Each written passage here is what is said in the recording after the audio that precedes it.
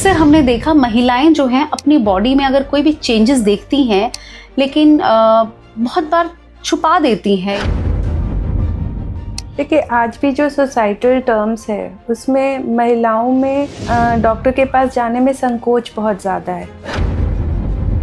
तो डॉक्टर साहब, अक्सर लोग ये सोचते हैं कि ब्रेस्ट कैंसर का मतलब द एंड है, तो क्या अभी के समय में आपके हिसाब से इसका सही ट्रीटमेंट है? इसके बहुत सारे ट्रीटमेंट्स अवेलेबल हैं। द एंड तो नहीं बोला जाता है।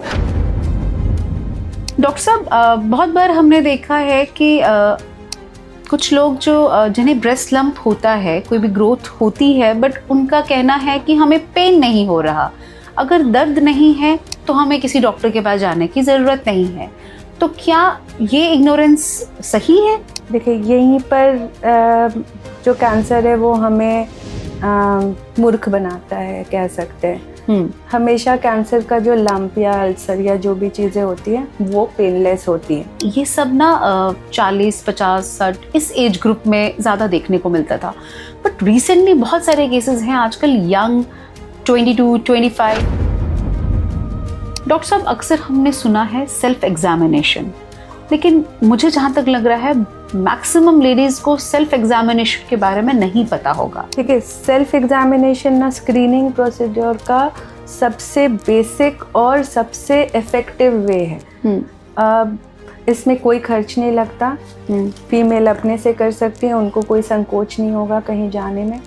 इसके लिए जो सबसे मेन चीज़ होती है वो होता है, आपने सुना ही होगा, मैमोग्राफी नाम सुनते ही बहुत सारी लेडीज डर जाती हैं। मैमोग्राफी के साथ दो डर है फीमेल पेशेंट्स में जो मैंने देखा है। उसमें पहला डर उनका है कि देखिए, बहुत इम्पॉर्टेंट है किसी भी कैंसर को, ब्रेस्ट कैंसर तो हम क्योंकि स्पेसिफिकली इसकी बात कर रहे हैं, बट किसी भी कैंसर में बहुत इम्पॉर्टेंट है डिजीज़ को बहुत अर्ली पकड़ना। ठीक है, वैसे में जब मिनिमम सिम्टम्स आते हैं तभी डॉक्टर से मिलना ज़रूरी है। अगर लंप दिख रहा है तो डॉक्टर को कंसल्ट कीजिए। चांसेस है वो ना भी आए तो एटलीस्ट आप श्योर तो रहेंगे।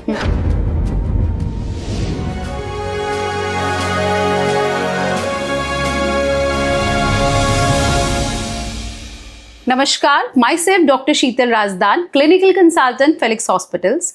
Welcome in our Felix talk. आज के फेलिक्स टॉक में हम लाए हैं आपके लिए एक बहुत अहम टॉपिक, जिसका नाम है ब्रेस्ट कैंसर। नाम सुनते ही दिल थम सा जाता है, लेकिन जानना समझना बहुत बड़ी ताकत है। आज के इस पॉडकास्ट में हम जानेंगे ब्रेस्ट कैंसर का मतलब द एंड है या आज के समय में इसका कोई इलाज भी है। इसी चर्चा को आगे बढ़ाएंगे क्योंकि आज हमारे साथ हैं डॉक्टर विनीता कुमारी, जो एक सीनियर ऑन्कोलॉजिस्ट हैं। Welcome ma'am, welcome in our Felix talk. आपका बहुत बहुत स्वागत है। डॉक्टर साहब, सबसे पहले तो मुझे बताएं, अक्सर हमने देखा महिलाएं जो हैं अपनी बॉडी में अगर कोई भी चेंजेस देखती हैं लेकिन बहुत बार छुपा देती हैं, ये बात खुल के सामने नहीं बताती हैं, डॉक्टर से कंसल्ट नहीं करती हैं, किसी के साथ डिस्कस नहीं करती हैं, तो इस बारे में आप क्या बताना चाहेंगे? देखिए, आज भी जो सोसाइटल टर्म्स है उसमें महिलाओं में डॉक्टर के पास जाने में संकोच बहुत ज़्यादा है। किसी भी स्पेशली किसी भी प्राइवेट अंगों में कोई प्रॉब्लम हो रही है, उसको लेकर के अपनी फैमिली के में भी डिस्कस करना या डॉक्टर के पास जाना उन लोगों के लिए बहुत बड़ा स्टेप होता है। वैसे में अवेयरनेस काम करता है। लोगों को पता होना चाहिए कि क्या चेंजेस हैं जिन पे सतर्क होने की ज़रूरत है, क्या चेंजेस हैं जिनमें स्पेसिफिकली डॉक्टर्स की ज़रूरत है, जिनमें जल्दी डॉक्टर के पास जाना चाहिए। वैसे में ये जो हमारा स्टेप क्रॉस तभी हो पाएगा जब एक जनरल पॉपुलेशन में अवेयरनेस होगा, लोगों को पता होगा कि क्या करना है, किस सिचुएशन में क्या करना है। इसके लिए हमारे जो अगर गांव में देखा जाए तो आशा वर्कर हुए, पीएचसी वर्कर हुए, एंड जो हम यूजुअली यूट्यूब चैनल्स और जो सोशल मीडिया है उस पर अगर बेसिक इंफॉर्मेशन अवेलेबल हो तो लोगों के पास ये बात ज़्यादा आसानी से पहुंचेगी और वो लोग ज़्यादा जल्दी अप्रोच करेंगे डॉक्टर्स को। वो एक जो सोसाइटी का शर्म है वो धीरे धीरे कम होना हो शुरू सकता है। आप सही बात कह रहे हैं कि awareness is very important. Awareness की वजह से ही हम वहाँ इस मुकाम तक पहुंच पाएंगे कि महिलाएं डॉक्टर तक जाएं।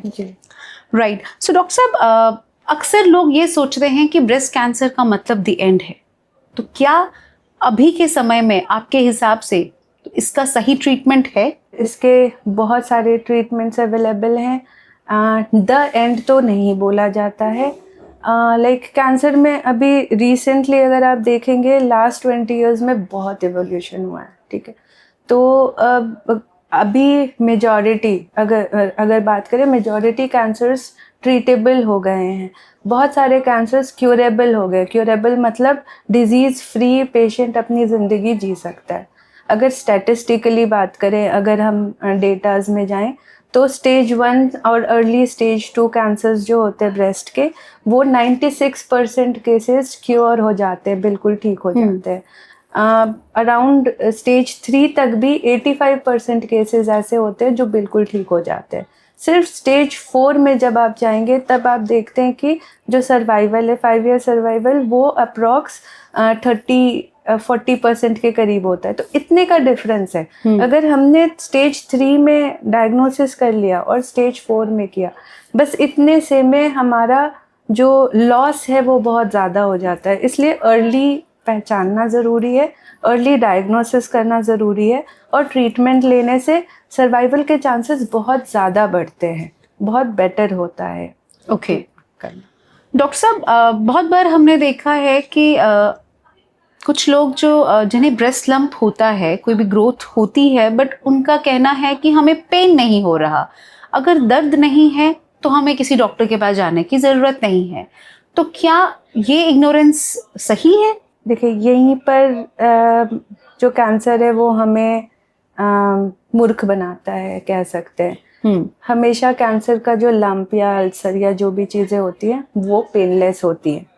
एक बहुत इम्पॉर्टेंट तरीका है ये समझने का कि ये लंप नॉर्मल इन्फेक्शन से हुआ है, जिसको मैस्टाइटिस बोलते हैं, या कोई एब्सेस से हुआ है, या किसी और हार्मोनल रीजन से हुआ है। अगर पेनलेस लंप है तो उसके chances of being cancer is more than not. ठीक है।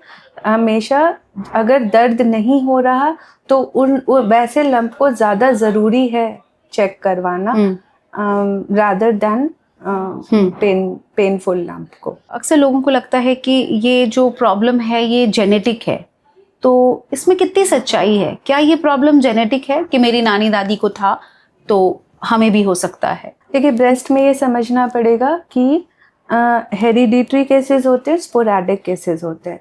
हेरिडिटरी वो होते हैं जैसे अगर फैमिली में किसी को भी हुआ, किसी भी फीमेल को, तो उनके जो फीमेल रिलेटिव्स होते हैं, ऑफस्प्रिंग्स होते हैं, उनमें चांसेस ज़्यादा होते हैं।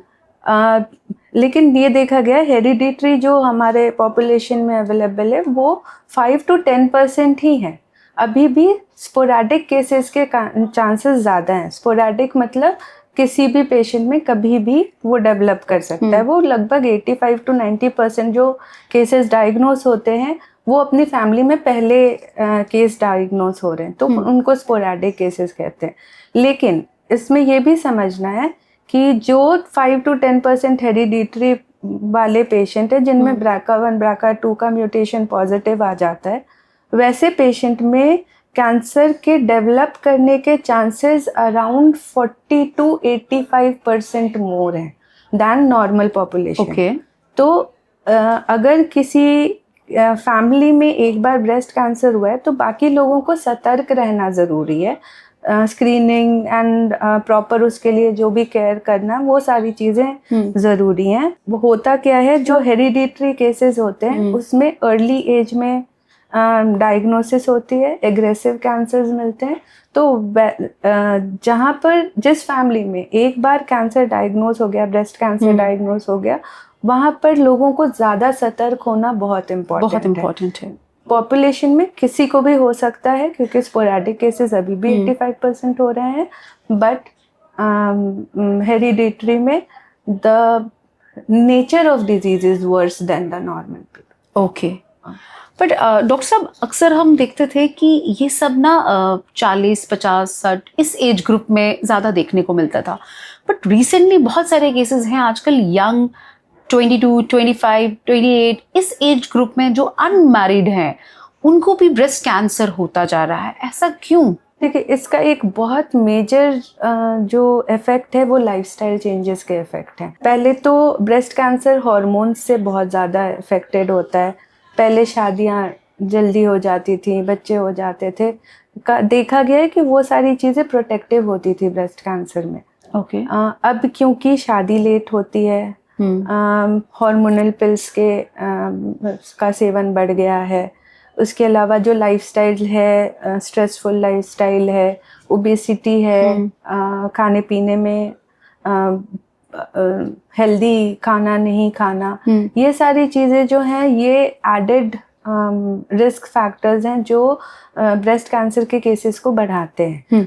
वैसे में जो शिफ्ट वो देखा जा रहा है उनका, क्योंकि डेफिनेटिव डाटा हमारे पास नहीं है, बट ऐसा देखा जा रहा है कि ये जो यंगर पेशेंट्स में ब्रेस्ट कैंसर डायग्नोस हो रहा है वो probably because of these hormonal changes and because of the lifestyle, the stressful lifestyle and the poor eating habits and obesity and everything. That is okay. So doctor साहब, आज हम आपसे जानना चाहेंगे कि ब्रेस्ट कैंसर में और सिम्टम्स क्या होते हैं। एक lump is one of the symptom, इसके अलावा और क्या क्या पेशेंट को देखना चाहिए, क्या क्या सिम्टम्स होते हैं? देखिए, लंप इज़ वेरी ऑब्वियस। अगर लंप मिला, पेनलेस लंप है, ऑब्वियसली दिखाना चाहिए। इसके अलावा देखा गया है यूजुअली स्किन पर अगर इचिंग हो रही है, स्किन हार्ड हो रहा है, निपल में चेंजेस हो रहे हैं, that is a risk factor. उसके अलावा निपल से किसी भी तरह का डिस्चार्ज, चाहे वो क्लियर लिक्विड का डिस्चार्ज हो या ब्लड का डिस्चार्ज हो, दिस इज सिग्निफिकेंट। निपल का रिट्रैक्शन, अगर निपल के शेप में किसी तरह का कोई चेंजेस आ रहा है तो that is important. Other than that एक सिम्टम होता है जिसको POD ऑरेंज बोलते हैं। एक्चुअली ये एक फ्रेंच वर्ड है, इसका प्रोनाउंसिएशन इज POD फॉर्माज।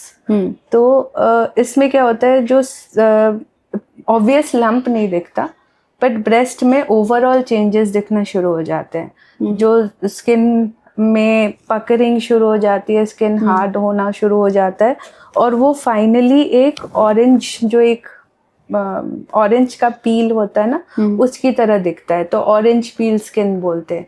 ये एक एडवांस ब्रेस्ट कैंसर का निशानी है। डॉक्टर साहब, निपल डिस्चार्ज को लेके अक्सर बहुत कंफ्यूजन होता है कि हर टाइम अगर कोई भी मतलब निपल डिस्चार्ज हो रहा है तो क्या वो कैंसरस ही है या वो कोई नॉर्मल भी हो सकता है या कुछ और चीज़ हो सकती है? देखिए, निपल डिस्चार्ज में बहुत इम्पॉर्टेंट है कि हार्मोनल चेंजेस से मिल्क का डिस्चार्ज हो सकता है। हार्मोनल चेंजेस से सेरस डिस्चार्ज नहीं होंगे, ब्लड डिस्चार्ज नहीं होगा। ठीक है, तो अगर बाइलैटरल दोनों ब्रेस्ट में डिस्चार्ज हो रहा है और किसी तरह का कोई एडेड फीचर नहीं है, वो जो जैसे मैंने डिस्कस किया कि खुजली होती है और एक्सकोरिएशन होता है, अगर वो सारी चीज़ें नहीं है, नॉर्मल मिल्क डिस्चार्ज है during your peak time of your periods, या फिर हार्मोनल चेंजेस से अगर आपका होगा तो बाइलैटरल होगा, मिल्क डिस्चार्ज होगा। लेकिन अगर क्लियर फ्लूइड आ रहा है, बिल्कुल पानी जैसा क्लियर फ्लूइड जो हल्का स्टिकी सा होता है, जिसको सेरस डिस्चार्ज बोलते हैं, या फिर ब्लड का डिस्चार्ज आ रहा है, या फिर गंदे पानी का डिस्चार्ज आ रहा है जिसको सेरोसैंग्विनस डिस्चार्ज बोलते हैं, जिसमें हल्की सी बदबू होती है। अगर इन तीनों तरह के कोई भी डिस्चार्ज आ रहा है, और यूजुअली ये जो होता है वो सिर्फ एक तरफ से होता है, यूजुअली ये सब एक तरफ से होता है, that is very serious thing to take note and doctor should be consulted in all that. Okay. Doctor साहब, अक्सर हमने सुना है सेल्फ एग्जामिनेशन, लेकिन मुझे जहाँ तक लग रहा है मैक्सिमम लेडीज़ को सेल्फ एग्जामिनेशन के बारे में नहीं पता होगा। तो आज आप हमें अगर अक्सर मतलब एक आसान भाषा में समझाएं कि सेल्फ एग्जामिनेशन किसे कहते हैं और कैसे करना चाहिए। देखिए, सेल्फ एग्जामिनेशन ना स्क्रीनिंग प्रोसीड्योर का सबसे बेसिक और सबसे इफेक्टिव वे है। इसमें कोई खर्च नहीं लगता, फीमेल अपने से कर सकती है, उनको कोई संकोच नहीं होगा कहीं जाने में। इसके लिए जो सबसे मेन चीज़ होती है वो होता है कि कब करना है, टाइमिंग क्या होनी चाहिए। जो मेंस्ट्रुएटिंग फीमेल है 45 से कम, जिनमें मेनोपॉज नहीं हुआ है, उनमें पीरियड्स के 5 to 7 डेज के बाद the breast is the most conducive to examine, क्योंकि फर्मनेस होता है, वो उतना टाइट नहीं होता, तो किसी भी तरह का लंप समझ में आता है। तो और मेनोपॉजल पेशेंट्स में कभी भी किया जा सकता। अब कैसे करते हैं? यूजुअली महीने में एक बार करना चाहिए। एक टाइम डिसाइड कर लिया कि महीने के 15 को मैं हमेशा किया करूँगी, या मंथ के 20 को मैं हमेशा किया करूँगी। नहाते वक्त किया जा सकता है नॉर्मल सोप वाटर से, फ्लैट ऑफ द हैंड से। ब्रेस्ट के चारों पोर्शन और बीच को प्रॉपरली अंदर की तरफ प्रेस करने पे यूजुअली समझ में आता है। जब ऊपर से नीचे या साइड टू साइड प्रेस करते हैं तो अंदर लंप समझ नहीं आता नॉर्मल टिश्यूज के कारण।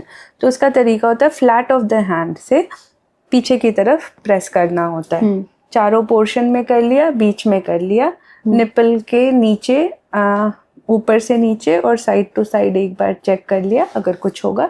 यूजुअली मोर देन 1 सेंटीमीटर का अगर कुछ होता है तो वो इसमें फील हो जाता है। इसके अलावा एक बहुत इम्पोर्टेंट चीज़ है कि जो कांख है, कांख में अंदर की ओर हाथ डालकर देख लेना चाहिए अगर वहाँ कोई लंप मिल रहा है कि नहीं।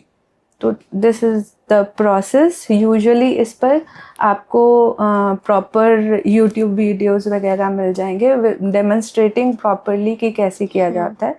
अदरवाइज एक बार डॉक्टर को विजिट कर लें, वो आपको सिखा देंगे, that will work out for. So doctor साहब, इसके अलावा और क्या इन्वेस्टिगेशंस हैं जिससे हमें ब्रेस्ट कैंसर के बारे में पता चल सकता है? देखिए, ब्रेस्ट कैंसर का जो स्क्रीनिंग प्रोसेस है वो स्टार्ट होता है 40 के एज पर। ठीक है, ईयरली मैमोग्राफी की जाती है, ब्रेस्ट सेल्फ एग्जामिनेशन किया जाता है जो मंथली होता है, एंड जो क्लिनिकल एग्जामिनेशन है जो एक डॉक्टर साल में एक बार आप उसमें क्लिनिकली उसको इवैल्यूएट करा सकते हैं कि अगर कोई आपसे छूट रहा है, लोगों को सारी चीज़ें नहीं समझ में आ रही, तो एक बार क्लिनिकल एग्जामिनेशन होकर उसके आइडिया लग जाती है। डॉक्टर साहब, आपने बात की मैमोग्राफी की, तो आपने सुना ही होगा मैमोग्राफी नाम सुनते ही बहुत सारी लेडीज डर जाती हैं, क्योंकि लोगों में एक मिथ है कि शायद अभी हमें कैंसर नहीं है, ये इन्वेस्टिगेशन करने से जो रेडिएशंस होती हैं उसकी वजह से कैंसर हो जाएगा। तो इसके बारे में आपका क्या कहना है? मैमोग्राफी के साथ 2 डर है फीमेल पेशेंट्स में जो मैंने देखा है। उसमें पहला डर उनका है कि उसको प्रेस करने से दर्द होता है।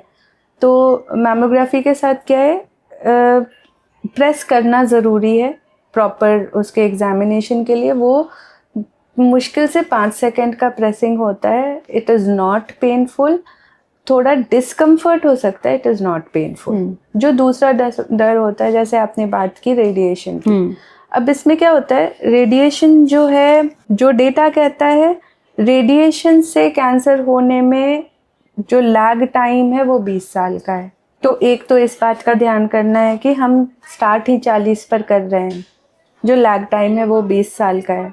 अगर डेवलप करेगा तो भी मतलब you have a lot of time, ठीक है, अगर उसके रिस्क बहुत कम है। दूसरी चीज़ क्या है कि जो स्क्रीनिंग प्रोसीड्योर बनाया गया है वो multiple scientist, clinicians and multiple countries के लोगों ने बैठकर एक कॉस्ट एनालिसिस की है, एक रिस्क एनालिसिस किया है, और ये देखा है कि मैमोग्राफी करने से जितने पेशेंट को हमने डायग्नोज किया है early, that is more beneficial than the risk of developing radiation induced cancer. Radiation induced cancer develop करने के चांसेस बहुत मिनिमल हैं, बहुत मिनिमल। वैसे में जब हम दोनों को, वो कहते हैं ना, तराजू पर देखते हैं, तो स्क्रीनिंग का फ़ायदा is much more than the minuscule risk of developing cancer. Okay, right. Doctor साहब, क्योंकि अभी भी अगर हम बात करें गांव में, देहातों में, मतलब जहाँ इतनी अच्छी टेक्नोलॉजीज़ नहीं हैं, जहाँ इतनी इन्वेस्टिगेशंस, वहाँ के लोगों में अभी भी एक मिथ है कि बायोप्सी जो आप कराते हैं इसका मतलब है कि आप अपनी बॉडी के अंदर कोई सुई चुबा रहे हैं जिसके कारण कैंसर जो है पूरे शरीर में फैल जाता है। मैक्सिमम लोग हैं ऐसे। तो इसमें कितनी सच्चाई है, आप प्लीज़ हमारे व्यूअर्स को आज थोड़ा सा क्लियर करें। देखिए, बायोप्सी को लेकर के जो ये मिथ है ना, ये बहुत कॉमन मिथ है। ये सिर्फ गांव के साथ नहीं है, ये शहर में भी है।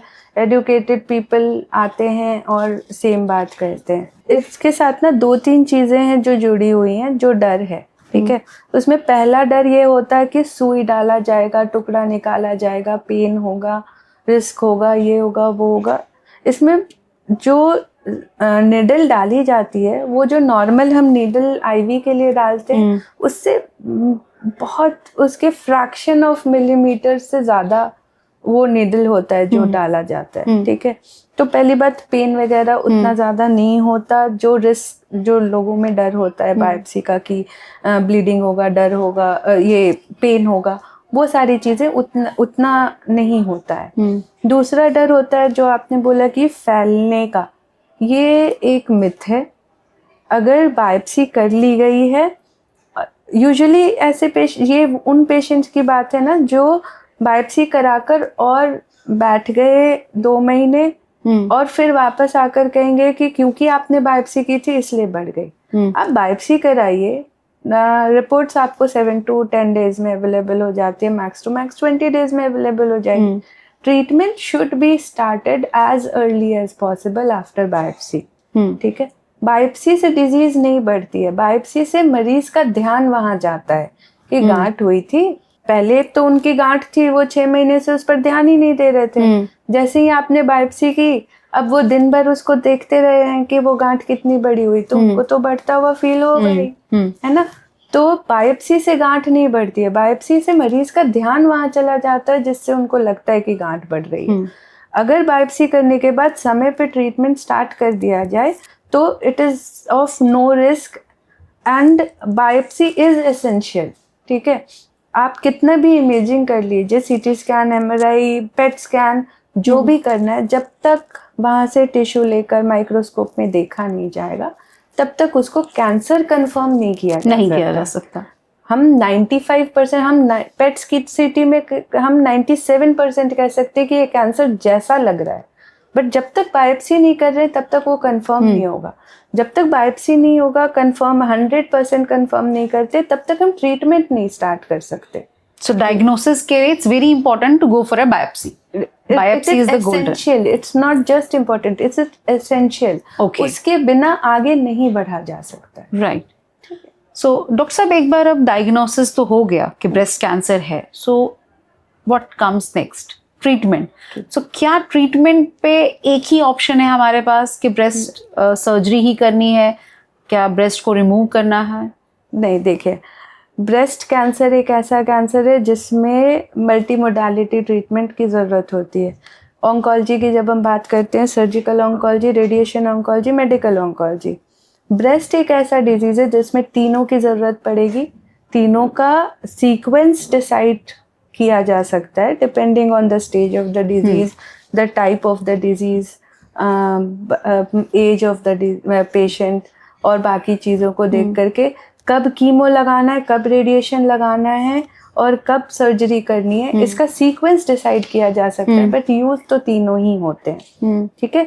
तो अर्ली स्टेजेस में देखा गया है कि सर्जरी की जा सकती है। सर्जरी के साथ स्टेज अभी जो रिसेंट आ रहा है, देखा गया कि सर्जरी के साथ we can just go for surgery and nothing else is required. That is very early disease, very early. अगर थोड़ा सा भी एडवांस डिजीज, अगर नोड पॉजिटिव आ गया या कुछ वैसा हो गया, तो वैसे में तीनों मोडालिटी की ज़रूरत पड़ती ही है। ओके डॉक्टर साहब, अब एक सिनेरियो लेते हैं। अब मानिए कि कोई यंग जो है फीमेल, वो डायग्नोज्ड हुई हैं ब्रेस्ट कैंसर से and she just 22 to 24 years. So ऐसी एज में जहाँ अब नेक्स्ट स्टेप शादी का भी है, ऐसे में ब्रेस्ट कैंसर डायग्नोज हो और अगर कीमो की ज़रूरत हो, कीमो के जो साइड इफ़ेक्ट्स हैं बालों का झड़ना वगैरह। तो ऐसी सिचुएशन में आप कैसे काउंसिल करते हैं उन पेशेंट्स को? देखिए, एक यंग पेशेंट जिनकी शादी नहीं हुई है, वैसे में मल्टीपल चीज़ों पे ध्यान देना होता है। बाल झड़ने पे पहले बात कर लेते। बाल झड़ना is a very temporary thing. जैसी कीमो बंद होगा 3 हफ्ते के बाद नए बाल आने शुरू हो जाएंगे। आजकल इम्यूनोथेरेपी, टारगेटेड थेरेपी इतने सारे आ गए हैं कि हेयर का लॉस कम होता है। पहले जो यूजुअली डिफाइंड था उसके हिसाब से नहीं होता। आजकल मल्टीपल बेटर ड्रग्स आ गए हैं। इवन जो पैक्लीटैक्सेल हम लोग पहले दिया करते थे जिससे डेफिनेटिव हेयर लॉस होता था, अब एल्ब्यूमिन बाउंड वगैरह से थोड़ा सा रिड्यूस हो गया। हम नहीं कहते कि नहीं होगा, बट इसमें जो इम्पोर्टेंट चीज़ है वो जानना है कि जैसे ही कीमोथेरेपी बंद होगा 3 हफ्ते में आपके बाल वापस आने लगेंगे। लेकिन अगर आप ट्रीटमेंट डिले करते हो या नहीं करवाते हो तो एक बार एडवांस डिजीज में चले गए या if life is lost then hair means nothing. Right. तो दैट इज सही है कि अगर 3 हफ्ते के बाद बाल खुद से आ रहे हैं तो then we can start the chemotherapy, because वो जो प्रायोरिटी है हमारी फर्स्ट कीमोथेरेपी होनी चाहिए। और आपके बालों को सेव करना वो तो नेक्स्ट स्टेप पे हो ही जाएगा 3 वीक्स के बाद। डॉक्टर साहब, अगर कोई पेशेंट डायग्नोज्ड होता है स्टेज 3 पे, तो ऐसे में उसके लिए क्या ऑप्शन रहता है? क्या उसकी जिंदगी रुक जाएगी या उससे कुछ उम्मीद है? देखिए, स्टेज 3 मैंने इनिशियली डिस्कस किया starts. Stage 3, early stage 2 and stage 3 में भी 5 ईयर सर्वाइवल 86-87% है। ठीक है, दैट इज़ अ लॉट। ठीक है, ओनली 10 to 15% है जिनमें कुछ एडवर्स आ रहा है। वो भी स्टडीज़ पे डिपेंड करता है। अगर हेल्दी प्रॉपर पेशेंट्स रहते हैं तो यूजुअली ये जो डेटा है ये थोड़ा सा और ज़्यादा ऊपर जाता है। स्टेज 3 पेशेंट्स में ऑब्वियसली ट्रीटमेंट अवेलेबल है। मैंने जैसे कहा, स्टेज 4 ही है जिसमें सर्वाइवल पर इफेक्ट पड़ता है। अदरवाइज नियर टू स्टेज 4 भी अगर पेशेंट डायग्नोस हो रहे हैं तो वैसे में भी हमारे पास मल्टीपल मोडालिटीज़ हैं, हमारे पास मल्टीपल तरीके हैं ट्रीटमेंट करने के। हमारा इम्यूनोथेरेपी, हमारा टारगेटेड थेरेपी आजकल बहुत एडवांस हो गया है। हर 2-3 साल पे नए टारगेटेड ड्रग्स आ जा रहे हैं जो, और ब्रेस्ट के साथ क्या है, ब्रेस्ट में ER/PR HER2/neu जो हमारे मार्कर्स कहते हैं। ठीक है, अब ER/PR HER2/neu अगर पॉजिटिव आता है तो ईच पॉजिटिविटी के साथ हमारे पास अलग तरीके के ड्रग्स अवेलेबल हैं।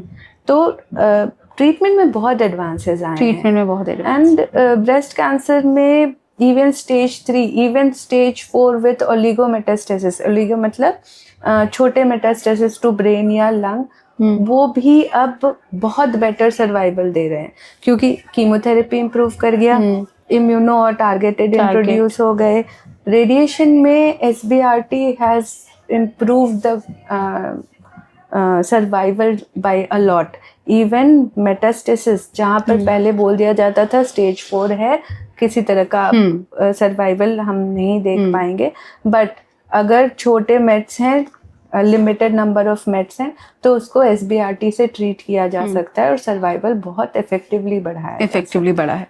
तो चलिए, बहुत राहत सी मिलती है ये बातें सुनकर कि कुछ ऐसी एडवांस्ड हमारे टेक्नोलॉजीज आ चुकी हैं ट्रीटमेंट के रिगार्डिंग। बात करेंगे डॉक्टर साहब प्रिवेंशन की।